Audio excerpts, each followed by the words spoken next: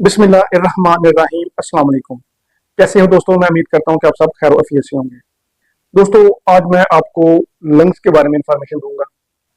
यानी ऐसे लोग जिनकी लंग्स की वाइटल कैपेसिटी बहुत ही लो होती है, वो किन किन डिजीज में जो है ना वो मुब्तला हो सकते हैं, और उनमें कौन कौन से साइन और सिम्टम जो है ना वो देखे जा सकते हैं, और इसमें कौन कौन सी जो पॉसिबल काजेज होती हैं जिसमें पेशेंट की जो लंग्स की कैपेसिटी होती है, वाइटल कैपेसिटी होती है, वो लो होती है।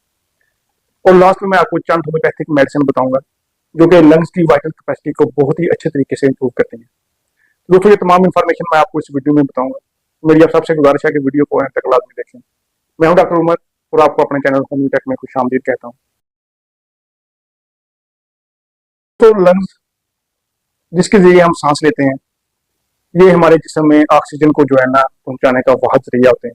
यानी जो हम बाहर से हवा जो है ना इनहेल करते हैं, उसके बाद जो हमारा लंग्स होते हैं ये इसको ऑक्सीजन पे जो है ना शिफ्ट करके हमारे जिस्म पे जो है ना भेज देते हैं, जिसके जरिए हम रोजमर्रा के काम जो है ना वो करते हैं।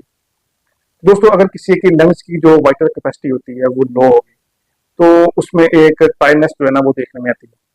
उसके साथ पेशेंट की जो ब्रीथलेसनेस की कंडीशन वो भी देखी जा सकती है, शॉर्टनेस ऑफ ब्रेथ की कंडीशन जो है ना वो भी देखी जा सकती है। और अगर ये कंडीशन जो है ना वो सिवियर हो, तो जो स्किन का कलर है वो ब्लूइश जो है ना वो दिखाई देता है।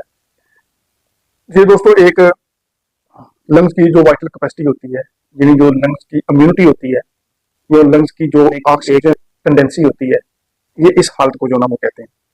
तो दोस्तों, मैं आपको डिटेल में बताता हूँ कैसे हम सांस जो है ना वो हमारा जो लंग्स होता है वो ऑक्सीजन का जो है ना वो तबादला करता है लंग, और जो कार्बन डाइऑक्साइड हमारे खून में होती है उसको ये बाहर कैसे निकालता है।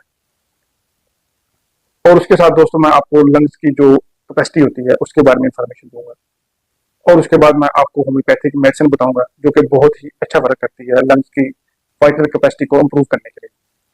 दोस्तों, हम सब नोज के रास्ते और मुंह के रास्ते जो है ना वो सांस लेते हैं, यानी हवा को अंदर लेके जाते हैं, और ये हवा जो है ना वो लेरिंग से होती हुई ट्रैकिया में जाती है, और ट्रैकिया के बाद जो है ना ये प्राइमरी ब्रोंकाई में, उसके बाद सेकेंडरी ब्रोंकाई में, और उसके बाद टर्शरी ब्रोंकाई में जो है ना वो जाती है।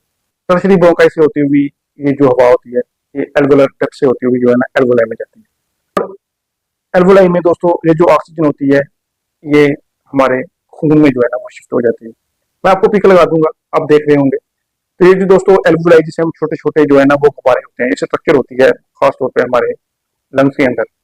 तो इससे ये जो हवा होती है, ये जो ऑक्सीजन होती है, ये हमारे ब्लड में शिफ्ट हो जाती है, और जो ब्लड में कार्बन डाइऑक्साइड होती है वो वापस एल्वुलाई में आती है, और एल्वुलाई से वापस जो है ना ये एल्वुलर डक्ट से होती होगी टर्शरी ब्रोंकाई, फिर सेकेंडरी, फिर जो है ना प्राइमरी ब्रोंकाई से होती होगी, जो है ना ट्रैकिया से होती होगी, लेरिंग से जो ऊपर नोज और मुंह से जो है ना वो बाहर हम निकाल देते हैं। तो दोस्तों, ये एक ब्रीथिंग स्पेल होता है जिस जो कि हम लगातार जो है ना वो सांस इनहेल करते हैं और छोड़ते हैं।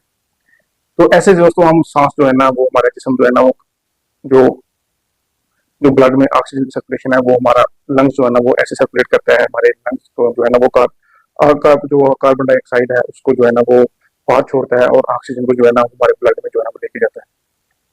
तो दोस्तों, एक लंग की जो है ना वो कैपेसिटी होती है, यानी जैसे ही हम सांस लेते हैं तो इसको हम कितनी देर तक इस जगह पे जो है ना वो रोक सकते हैं, और उसके बाद इसको हम कितने टाइम तक गहरा जो है ना इसको बाहर निकाल सकते हैं। यानी जैसे ही हमने सांस लिया और इसको हम कितनी देर तक होल्ड करके रखते हैं, और उसके बाद हम इसको जो है ना वो सांस को छोड़ देते हैं। जब हम इस सांस को जितना भी गहरा छोड़ते हैं तो इसकी जो कैपेसिटी होती है, इस कैपेसिटी को जो है ना वो वाइटल कैपेसिटी कहते हैं लंग्स की। यानी जैसे ही हम सांस लेते हैं और उसके बाद सांस को हम कितना गहरा छोड़ते हैं बाहर, तो ये जो बाहर छोड़ने की कैपेसिटी होती है ये दरअसल लंग्स की जो वाइटल कैपेसिटी होती है उसको बयान करती है।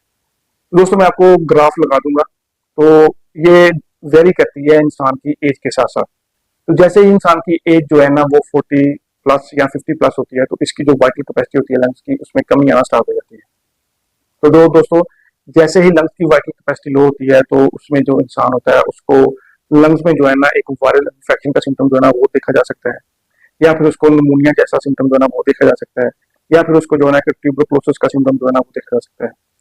तो दोस्तों, ये कुछ डिजीजेस थी जिसमें जो अगर किसी पेशेंट की लंग्स की वाइटल कैपेसिटी लो होती है, यानी जो पेशेंट की सांस बाहर निकालने की कैपेसिटी होती है वो बहुत कम होती है, तो उसमें जो पेशेंट को ये जो इन्फेक्शन है इसका सिम्टम जो है ना वो देखने में आते हैं। तो इसमें सिम्टम में सबसे पहले जो पेशेंट होता है उसको शार्टनेस ऑफ ब्रेथ होगी, ब्रीथ रखनेस की कंडीशन देखने में आती है, एक किस्म में टाइमनेस जो है ना वो देखी जा सकती है, और पेशेंट का किसी भी काम करने को दिल नहीं करेगा। फिर किस्म की चेस्ट पे इन्फ्लामेशन है, तो ऐसे केस में जो पेशेंट है उसका जो स्किन का कलर है तो वो कलर जो है ना वो नीला दिखाई दे सकता है। तो दोस्तों ये अगर किसी लंग्स की वाइटल कैपेसिटी लो है तो उसको इस तरह के सिम्टम जो है ना वो पेशेंट को देखे जा सकते हैं। पेशेंट को बहुत ज्यादा स्वेटिंग का सिम्टम जो है ना वो भी देखा जा सकता है, लो ब्लड प्रेशर का सिम्टम देखा जा सकता है, और इसके साथ हाथ पाँव में नमनेस का सिचुएशन जो है ना वो भी देखी जा सकती है, और पेशेंट के जिस्म में हर टाइम में एक थकावट, डिजीनेस, एंजाइटी, डिप्रेशन का सिम्टम जो है ना वो भी देखा जा सकता है, और उसके साथ एक बोझल सा जो हेडेक है पेशेंट को वो भी कंडीशन देखी जा सकती है। तो दोस्तों मैं आपको चंद होम्योपैथिक मेडिसिन बताता हूँ जो कि लंग्स की वाइटल कैपेसिटी को इम्प्रूव करने के लिए बहुत ही अच्छा वर्क करती है। दोस्तों ऐसे केस में सबसे अहम मेडिसिन है एंटमडाट। दोस्तों ये लंग्स की वाइटल कैपेसिटी को बहुत ही अच्छी तरीके से इम्प्रूव करती है। यानी ऐसे पेशेंट जो कि किसी वायरल इन्फेक्शन या बैक्टीरियल इन्फेक्शन की डिजीज में मुब्तला हो, और ऐसे केस में पेशेंट को बहुत ज्यादा एक स्लीपनेस की कंडीशन जो है ना वो देखने में आती हो, पेशेंट बहुत ज्यादा इरिटेबल हो, और उसके साथ पेशेंट को चेस्ट वाले रीजन पे एक वीपिंग साउंड का जो है सिम्टम देखने में आता हो, वीजिंग साउंड का सिम्टम देखने में आता हो, जैसे सांस लेता हो तो उसके चेस्ट में खखलाहट का सिम्टम देखने में आता हो। ऐसे केस में ये मेडिसिन बहुत अच्छा वर्क करती है। और दोस्तों इसकी जो सेकंड मेडिसिन है वो है एस्पिड्यूस फर्मा। मैं आपको पिक लगा दूंगा, आप देख रहे होंगे। दोस्तों अगर किसी की लंग्स की वाइटल कैपेसिटी लो है तो ये मेडिसिन बहुत ही अच्छा वर्क करती है। ये जो लंग्स की वाइटल कैपेसिटी है उसको भी इम्प्रूव करती है, और जो ब्लड में ऑक्सीजन की सर्कुलेशन है उसको भी इम्प्रूव करती है। ये जो खासतौर पर ये ट्यूबरक्लोसिस के केस में बहुत ही अच्छा वर्क करती है।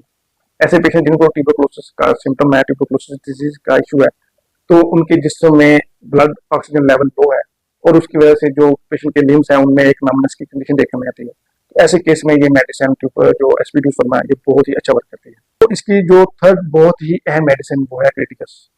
दोस्तों ये ऐसे केस में बहुत ही अच्छा वर्क करती है जब हमारे जिस्म में ब्लड की सर्कुलेशन जो है ना वो बहुत ही लो, और पेशेंट का जो ब्लड प्रेशर है वो लो होता हो, और उसके साथ पेशेंट को चेस्ट वाले रीजन पे सफोकेशन का एहसास हो, और पेशेंट जब भी चलता हो तो उसको ब्रीथलेसनेस की कंडीशन देखने में आती हो, शार्टनेस ऑफ ब्रेथ की कंडीशन देखने में आती हो, और उसके साथ पेशेंट को जो है ना एक चेस्ट वाले रीजन पे सफोकेशन का एहसास हो, और पेशेंट का ब्लड प्रेशर लो रहता हो, और पेशेंट के जो लिम्स होते हैं उनमें एक नमनेस और टिंगलिंग का सेंसेशन जो है ना वो देखने में आता हो, और पेशेंट की लंग्स की वाइटल कैपेसिटी जो है ना वो बहुत ही लो हो। तो दोस्तों ऐसे केस में जो क्रिटिकस मेडिसिन है इसे क्यों फॉर्म में जो है ना आप सुबह शाम 10 ड्रॉप जो है ना नीम गर्म पानी में जो है ना इस्तेमाल कर सकते हैं।